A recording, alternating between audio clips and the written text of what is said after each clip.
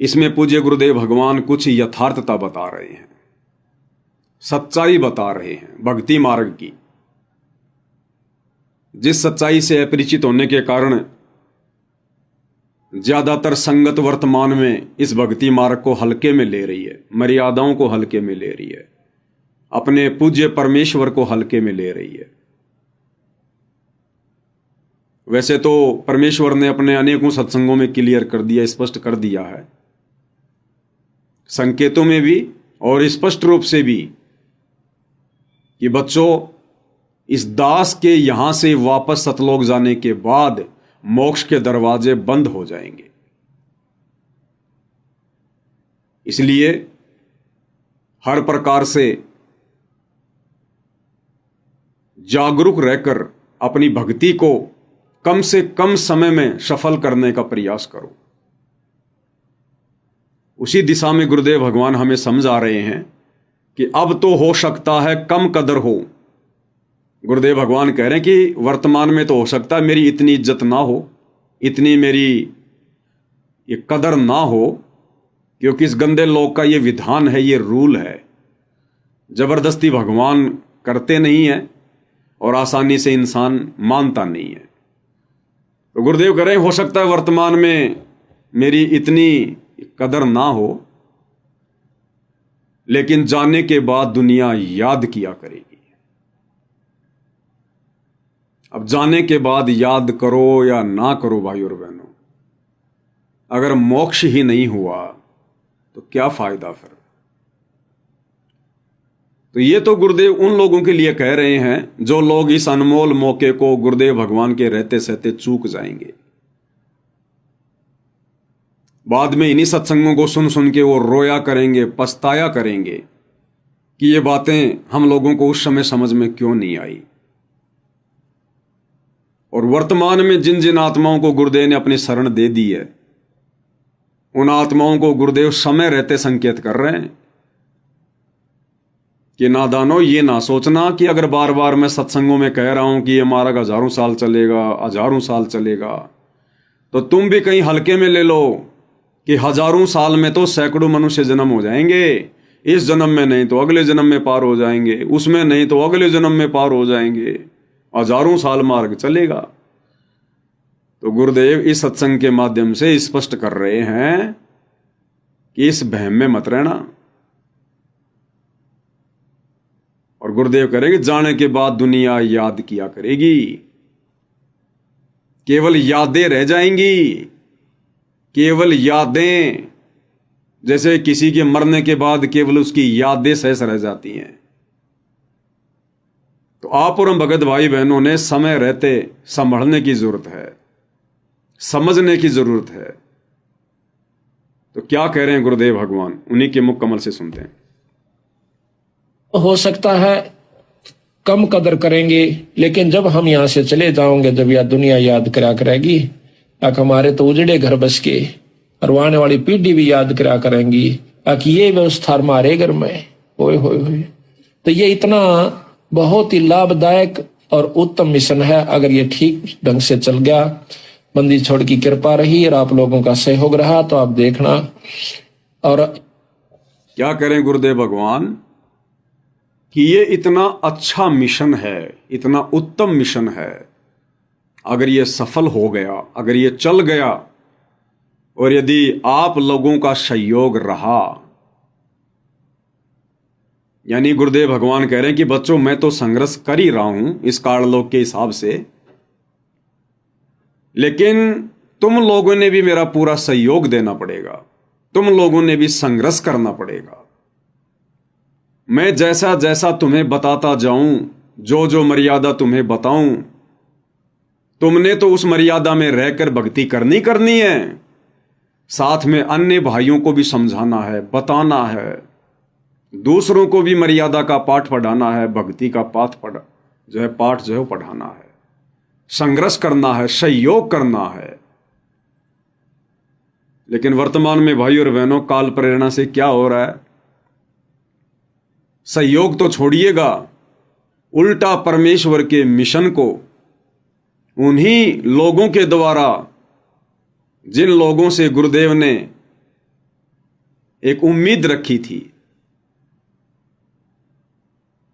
जो शुरुआती समय में भक्ति पारक पर जुड़े थे, गुरुदेव के आसपास रहा करते थे, आज जिन्हें हम बड़े बड़े भगत कहते हैं, गुरुदेव के बेटा बेटी भाई बंधु रिश्तेदारों के नाम से जानते हैं, कोऑर्डिनेटरों के नाम से जानते हैं, उन लोगों से गुरुदेव ने एक उम्मीद बांधी थी कि ये मेरे बच्चे यदि इस मिशन को अच्छे से समझ गए, इस मार्ग को समझ गए, तो ये मेरा सहयोग देंगे इस मिशन को सफल बनाने में। लेकिन आज हम क्या देख रहे हैं भाई और बहनों, काल प्रेरणा से सबसे ज्यादा रोड़ा परमेश्वर के मिशन में, उनके मार्ग में आज वही भगत भाई बहन उत्पन्न कर रहे हैं जिनसे गुरुदेव ने कभी एक उम्मीद बांधी थी। गुरुदेव के बेटा बेटी भाई बंधु रिश्तेदार या कोऑर्डिनेटर पुराने पुराने भगत, आज इन लोगों ने 2014 बरवाला कांड के बाद ये साबित कर दिया कि गुरुदेव ना तो हम आपको समझ पाए, ना हम आपके ज्ञान को समझ पाए, फिर भला हम आपके मिशन को कहां समझ सकते थे। और इस मिशन को नरक में ले जाने की तैयारी दिन रात कर रहे हैं। गुरुदेव के द्वारा बताई गई ऐसी कोई भी मर्यादा या नियम नहीं है जिसको इन लोगों ने 2014 बरवाला कांड के बाद संगत से नहीं तुड़वाया हो। गुरुदेव ने सतनाम के नियमों में स्पष्ट रूप से मना कर रखा कि बच्चों, हमने कोई भी गेम नहीं खेलना है। अब नहीं खेलना है तो नहीं खेलना है, और ना अपने बच्चों को खेलने देना है। स्कूल में कॉलेज में बच्चों को खेल कूद प्रतियोगिता में हिस्सा नहीं दिलवाना है। क्यों मना करते हैं गुरुदेव? क्योंकि इससे हमारी श्वासें अधिक से अधिक बर्बाद होती हैं। कोई भी गेम है, स्पोर्ट्स है, उसमें मेहनत करनी पड़ती है, या तो दौड़ करनी पड़ेगी या बहुत ज्यादा उठना बैठना दौड़ना पड़ेगा। जैसे वॉलीबॉल है, फुटबॉल है, रनिंग करना है, क्रिकेट खेलना है, कोई भी गेम है वो बिना शारीरिक मेहनत के नहीं होता। और ये जो मनुष्य शरीर है, गुरुदेव ने बताया कि बच्चों, ये श्वासों से चलता है। श्वास हमारी बैटरी है, और बैटरी की एक लिमिट होती है, एक क्षमता होती है। हमारे को काउंट करके परमेश्वर ने श्वासें दी हैं, और ये श्वासें केवल भक्ति करने के लिए, सतनाम का सुमरण करने के लिए। और यदि हम व्यर्थ की मेहनत करेंगे खेल कूद के माध्यम से, स्पोर्ट्स के माध्यम से, बॉडी बनाने के चक्कर में, शरीर बनाने के चक्कर में, गेम्स वगैरह खेलकर अपने और अपने बाप दादाओं का नाम रोशन करने के चक्कर में, या चंद पैसों के लालच में कि मैं जीत जाऊंगा राज्य स्तर पर, नेशनल स्तर पर, तो मेरे को ढेर सारा इनाम मिलेगा, पैसा मिलेगा, इज्जत मिलेगी, तो इस चक्कर में ना जाने हम अपनी कितनी श्वासें व्यर्थ में गवा देंगे। और फिर गुरुदेव भगवान इससे नाराज होते हैं कि नादान, जब तुझे इन श्वासों की कीमत का पता है, फिर तूने ये अनमोल धन, अनमोल रतन तूने क्यों व्यर्थ में बर्बाद किया? चंद सांसारिक झूठी संपत्ति के लिए? अगर तू राज्य स्तर पर जीत गया, नेशनल स्तर पर जीत गया, चलो तू ओलंपिक में मेडल ले आया सोने का, तुझे क्या मिलेगा? ज्यादा से ज्यादा 10 दिन देश में तेरी वाहवाही होगी, ज्यादा से ज्यादा 10 दिन। 1 महीने बाद तो कोई तेरा नाम भी नहीं जानेगा। सरकार तुझे 10-20 लाख रुपए दे देगी, 1 करोड़ रुपए दे देगी, 1-2 तुझे गाड़ियां दे देगी, एक तुझे कोई मकान दे देगी, इससे ज्यादा तो कुछ नहीं मिलना। और नादान, तूने अपना धन कितना बर्बाद कर दिया? इस झूठे सांसारिक धन के चक्कर में तूने अपना ओरिजिनल धन कितना बर्बाद कर दिया? श्वासें। एक एक श्वास की गुरुदेव कीमत समझाते हैं कि कहता हूं कहीं जात हूं, कहूं बजाकर डोल, और श्वास जो खाली जात है ये 3 लोक का मोल। ये पृथ्वी लोक, अब ये पृथ्वी कितनी बड़ी है। अरे तेरे को तो सरकार ने केवल एक अच्छे से शहर में 1 करोड़ का कोई बंगला दे दिया होगा, 100 गज का, 200 गज का, 500 गज का एक छोटा सा बंगला दे दिया, 1 करोड़ का, 2 करोड़ का। और तेरी एक श्वास की कीमत कितनी है। ये पूरी पृथ्वी, पूरी पृथ्वी, ये पृथ्वी लोक, फिर इसके नीचे पाताल लोक, ऊपर स्वर्ग लोक, और अकेले स्वर्ग लोक में 5 करोड़ पृथ्वियां हैं, इससे भी बड़ी बड़ी। तो गुरुदेव भगवान कह रहे हैं कि नादान आत्मा, तेरी एक श्वास की कीमत के बराबर भी नहीं है ये तीनों लोक। कहता हूं कहीं जात हूं, कहूं बजाकर ढोल, और श्वास जो खाली जात है 3 लोक के मोल। और नादान तूने 1 करोड़ 2 करोड़ रुपए के चक्कर में, एक 200 गज के प्लाट के चक्कर में, दुनिया से झूठी तालियां बजवाने के चक्कर में, वाहवाही के चक्कर में, और तूने अपनी लाखों श्वासें बर्बाद कर दी, लाखों श्वासें स्पोर्ट्स के चक्कर में, गेम के चक्कर में। इसलिए परमेश्वर मना करते हैं कि अभी तुम्हें कीमत का पता नहीं है, तुम तो झूठे सुख को सुख मान रहे हो। झूठे सुख को सुख कहें ये मान रहा मनमोद, और शकल चबीना काल का, कुछ मुख में कुछ गोद। तो सत्संग करने का गुरुदेव का मकसद यही है कि हम समझें कीमत को, हमारा असली धन क्या है, सबसे कीमती धन क्या है। इसलिए गुरुदेव भगवान हमें कहते हैं कि बच्चों तुमने कोई गेम नहीं खेलना, सहयोग भी नहीं करना, क्योंकि जिस कार्य को ना करने के लिए गुरुदेव भगवान ने हमें प्रतिबंध कर दिया, मना कर दिया, तो उस कार्य में हम किसी का सहयोग भी नहीं कर सकते, क्योंकि वो गलत है। यदि हम करेंगे तो भी हम उतने दोषी हैं, और यदि दूसरा कोई कर रहा है और यदि हम सहयोग दे रहे हैं तो भी हम उतने ही दोषी हैं। हुक्का पीने वाला भी उतना ही दोषी है, और किसी को हुक्का भरकर देने वाला भी उतना ही दोषी है। बालों में डाई लगाना, कलर करना, उतना ही दोष है। यदि हम किसी के बालों में डाई लगा रहे हैं, कलर कर रहे हैं, तो भी हम दोषी हैं परमात्मा के। बहुत सारे भाई जो बार्बर का काम करते हैं, नाई का काम करते हैं, दाढ़ी कटिंग बनाने का काम करते हैं, उनकी बहुत सारी शंकाएं आया करती थी कि भगत जी हम क्या करें। अब हम साथ संगति से भी जुड़ गए, और गुरुदेव के आदेश हैं कि बच्चों अब हमने डाई वगैरह नहीं करनी, बालों में ये कलर वगैरह नहीं लगाना। तो गुरु जी कहते हैं भाई गलत काम करना और उसमें सहयोग देना दोनों ही माँ बाप के भागी हैं। तो दास ने भी सभी भगत भाई बहनों को फिर यही समझाया कि भैया गुरु वचन में चलना है। गुरु वचन में 2 टाइम की रोटी परमात्मा देगा, भक्ति से देगा, मर्यादाओं से देगा। जब गुरुदेव का आदेश आ गया कि ना गलत काम करना और ना गलत काम में सहयोग देना, ना हमने बालों में डाई लगानी, ना हमने सफेद बालों को काला करना, और ना हमने किसी और के बालों को काला करना। यदि हम कर रहे हैं तो अभी हम पूर्ण मर्यादा में नहीं हैं, हम परमेश्वर की उस रजा के पात्र नहीं हैं। हमने प्रत्येक बातों पर विचार करना पड़ेगा। प्रत्येक बातों पर धंधा भी भगत ने बहुत सोच समझ के करना होता है, बहुत सोच समझ के। गुरुदेव ने कह दिया बच्चों आपने जींस नहीं पहननी। कौन सी जींस? जो टाइट जींस है। अगर ढीला ढाला जींस है उसको गुरुदेव ने मना नहीं किया। जो टाइट जींस होती है गुरुदेव ने बताया कि ये भक्तों ने, ना बहन ने, ना भाई ने नहीं पहननी।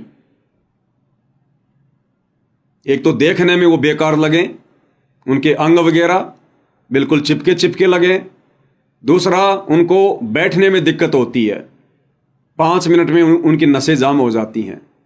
सत्संग क्या खाक सुनेंगे वो, सेवा क्या खाक करेंगे वो। इसलिए गुरुदेव ने बताया कि भक्तों ने ढीले ढाले कपड़े पहनने चाहिए, जींस नहीं पहननी चाहिए। तो भक्तों ने जींस का व्यापार भी नहीं करना चाहिए, जींस का धंधा भी नहीं करना चाहिए। भक्तों ने जिस कार्य के लिए गुरुदेव ने हमें मना कर दिया कि आपने ये नहीं करना, तो हमने उस कार्य को फिर बढ़ावा भी नहीं देना। गुरुदेव ने मना कर दिया कि हमने नशा नहीं करना, बीड़ी नहीं पीनी, तो हमने अपनी दुकान पर बीड़ी नहीं रखनी, सिगरेट नहीं रखनी, जर्दा तमाकू की पुड़िया नहीं रखनी। हमने सहयोग भी नहीं देना उस नियम में। तो जितने भी सत्सेवक भाई बहन हैं जो दृढ़ हैं, कुछ तो दास की नजरों में हैं, तो वो आत्माएं भाई और बहनों काफी लंबे समय से अपनी दुकान पर किसी के बालों में डाई नहीं करती हैं। स्पष्ट मना कर दिया उन्होंने कि हम केवल सिंपल दाढ़ी और ये कटिंग करेंगे, सिर्फ दाढ़ी कटिंग, इसके अलावा हम कुछ नहीं करेंगे। ना कोई कलर लगाएंगे, ना कोई डाई लगाएंगे, ना किसी दूल्हे का कोई मेकअप करेंगे। हम सिर्फ सिंपल दाढ़ी और कटिंग करेंगे। तो उन्होंने बताया कि भगत जी शुरुआत में तो थोड़ी सी दिक्कत आई हमें, लेकिन उसके बाद परमात्मा ने फिर दया बख्श दी, और उससे भी बढ़ चढ़कर हमारे पास में कस्टमर आते हैं, उससे भी बढ़ चढ़कर। तो ये थोड़ा सा हमने भाई और बहनों हिम्मत करनी पड़ेगी, थोड़ा धैर्य धारण करना पड़ेगा, गुरुदेव भगवान पर विश्वास रखना पड़ेगा। जब सारी सृष्टि को गुरुदेव भगवान खिला रहा है, तो भक्ति करने वाली आत्माओं के लिए परमात्मा क्या कमी रखेगा। लेकिन परमेश्वर हमारी परीक्षा भी लेगा, हमारे धैर्य की, हमारे विश्वास की। तो भाई और बहनों, गुरुदेव ने मना कर दिया कि हमने गेम नहीं खेलना, स्पोर्ट्स में कोई सहयोग नहीं देना। परमेश्वर ने हमारे से एक उम्मीद लगाई कि मेरे बच्चे मेरा सहयोग करेंगे, लेकिन वही बच्चे गुरुदेव के जेल जाने के बाद सतनाम के नियमों में लिखी हुई इन मर्यादाओं को तार तार करते हुए, अपने पैरों तले रौंदते हुए, और धनाना आश्रम के पास में धनाना गांव में लगभग 50 लाख रुपए से ऊपर की लागत से और एक बैडमिंटन का स्टेडियम बनवा दिया। गुरुदेव के परिवार ने बैडमिंटन खेलने का स्टेडियम बनवा दिया। तो ये गुरुदेव भगवान की मर्यादाओं को तार तार किया गया है। हरियाणा के जाट आरक्षण में भगत भाई बहनों को बैठा दिया गया। बोले नादान भक्तों की मर्यादाएं तोड़वा दी गई, उनकी अनमोल श्वासें बर्बाद करवाई गई। कैसे? तो उन्होंने उस भीड़ में बैठकर रमेणी की होगी, आरती की होगी, मंत्र किए होंगे। कोई हुक्का पी रहा है, कोई बीड़ी पी रहा है, कोई गंदी संदी गालियां निकाल के बातें कर रहा है। हरियाणा में तो गाड़ियां हेल्पिंग वर्ब हैं, बिना गाड़ी के तो सेंटेंस ही पूरा नहीं होता। तो भगत भाई बहनों को वहां बैठाया गया अनुपदेशियों के बीच में, गुरुदेव की मर्यादाओं को तार तार किया गया। गुरुदेव ने मना कर दिया, बच्चों हमने आन उपासना में कोई सहयोग नहीं देना। आन उपासना यदि हमने करनी नहीं है तो हमने सहयोग भी नहीं देना। सहयोग देने वाला भी पाप का भागी है। तो जिस समय अयोध्या में राम मंदिर का कार्य पूरा हो चुका था, उसका उद्घाटन भी हो चुका था, और देश भर से लोग राम मंदिर को देखने के लिए आ रहे थे, शास्त्र विरुद्ध साधना करने के लिए आ रहे थे। आप और हमें गुरुदेव भगवान के सत्संगों से भली बात समझ में आ रहा है कि मंदिर, मस्जिद, चर्च और गुरुद्वारों में जाकर शास्त्र विरुद्ध साधना करना परमेश्वर के ज्ञान और विधान के विपरीत है, खिलाफ है। और गुरुदेव ने अपने सत्संग में यहां तक बताया कि बच्चों, यदि इस पृथ्वी पर कबीर परमात्मा का सबसे बड़ा कोई अपराधी है तो वो व्यक्ति है जो शास्त्र विरुद्ध साधना करता है, आन उपासना करता है। वो सबसे बड़ा अपराधी है परमात्मा का, जो करता या करवाता है। तो राम मंदिर में जाना, रामलला के दर्शन करना, वहां पर दान धर्म करना, मन्नतें मांगना, यह शास्त्र विरुद्ध साधना है, आन उपासना है। और वहां आने वाले आन उपासकों के लिए सतलोक आश्रम मैनेजमेंट हरियाणा ने, गुरुदेव के दोनों लड़कों ने अयोध्या में जाकर भंडारा लगा दिया। 1 महीने का अखंड भंडारा लगा दिया अयोध्या में। किस लिए? कि शास्त्र विरुद्ध आन उपासना करने के लिए देश विदेश से लोग आ रहे हैं, पाखंड पूजा को बढ़ावा देने के लिए आ रहे हैं, काल के जाल में फंसने के लिए आ रहे हैं।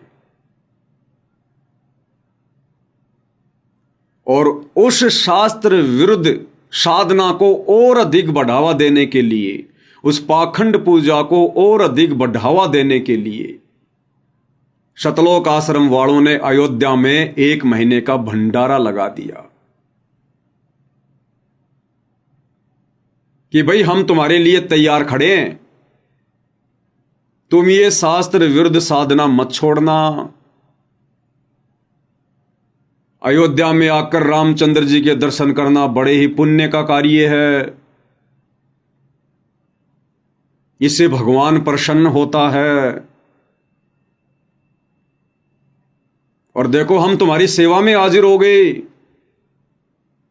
इस पाखंड पूजा को करने में, आन उपासना को करने में हम सतलोक आश्रम वाले तुम्हारा भरपूर सहयोग करेंगे।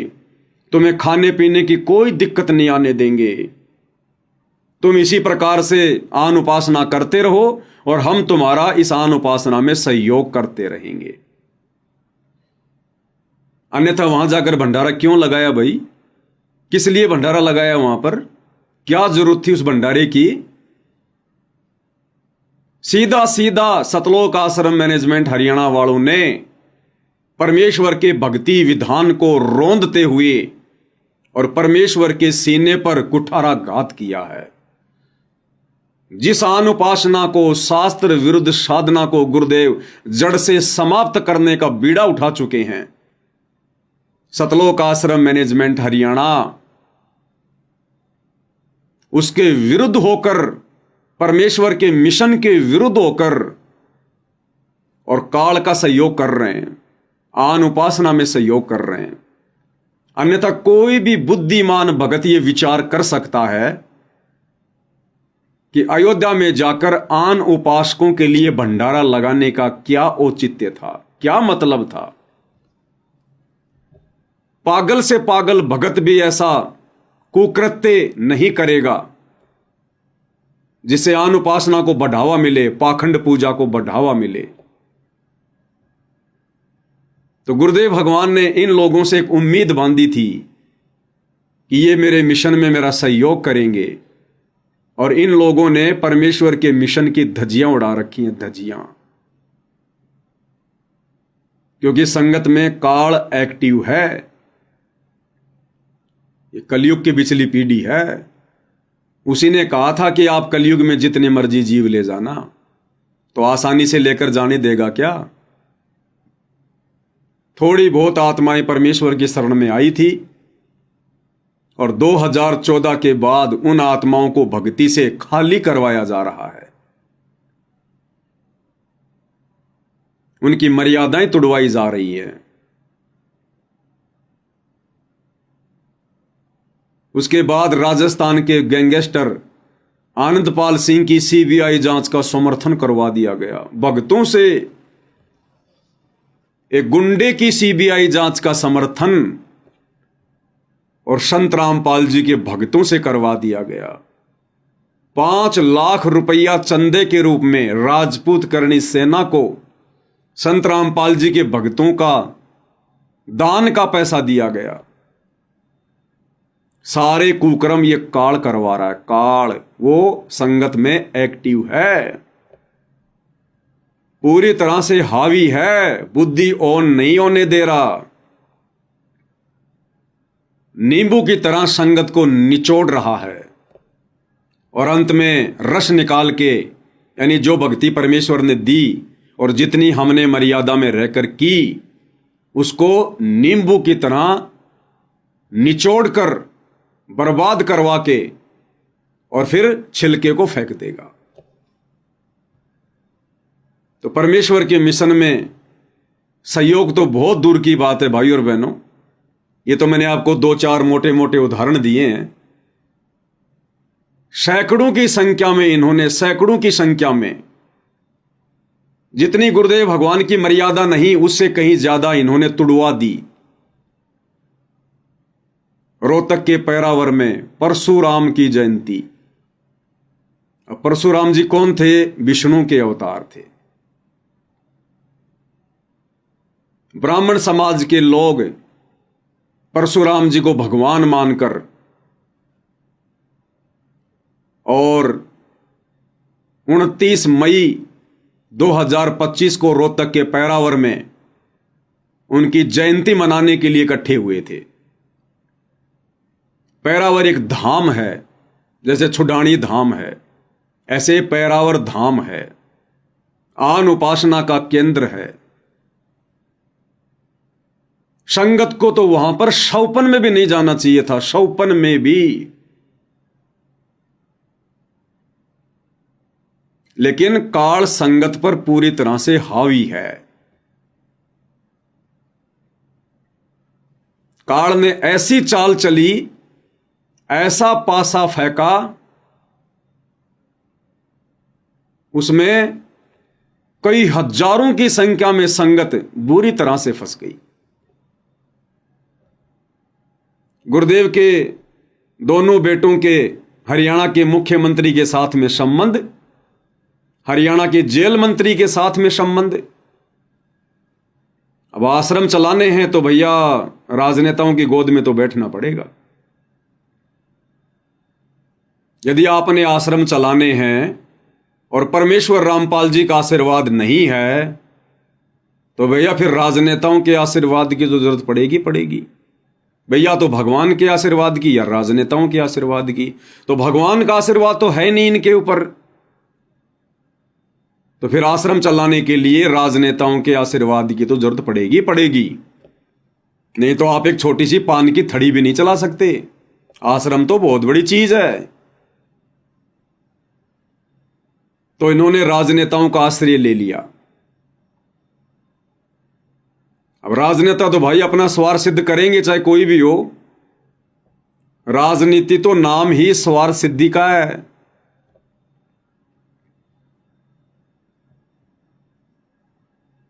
तो राजनेताओं ने कहा कि भैया भीड़ इकट्ठा करो, बाबा के भक्तों, और तो तुम हमें क्या दे सकते हो? तुम्हारे पास में क्या है? भाई राजनेताओं के पास और तो सब कुछ है, गाड़ी घोड़ा धन दौलत सब कुछ है,